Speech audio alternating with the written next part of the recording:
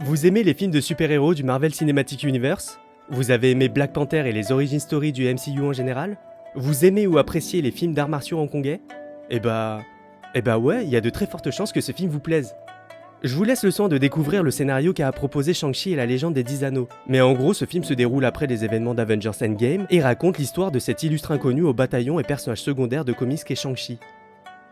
Je vais pas passer par 4 chemins, j'ai beaucoup aimé ce film.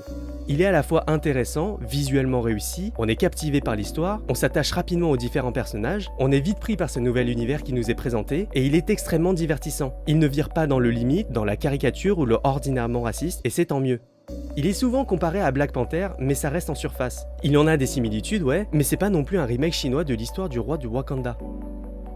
Il y a une vraie cohérence qui se dégage du casting, il y a une belle et une bonne alchimie entre chaque acteur. On sent qu'ils s'éclatent à faire ce film, c'est remarquable et ça fait du bien.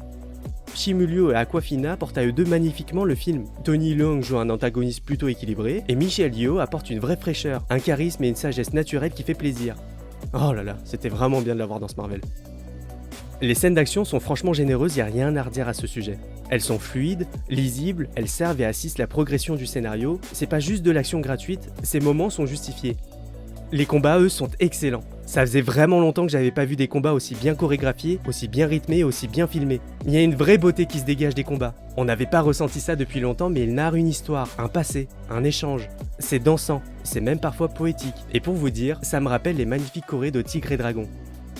Un dernier mot maintenant sur la musique. La bande originale de Joel P. West reste plutôt anecdotique.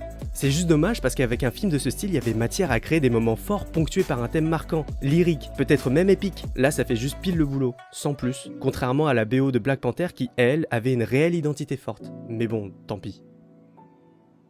Je ne peux que vous recommander de voir ce film, c'est une parfaite sortie ciné entre amis ou en famille, un bon moment à passer. C'est du bon divertissement. Pour info, il y a 2 scènes post-génériques, une au milieu et une à la toute fin. Restez-y.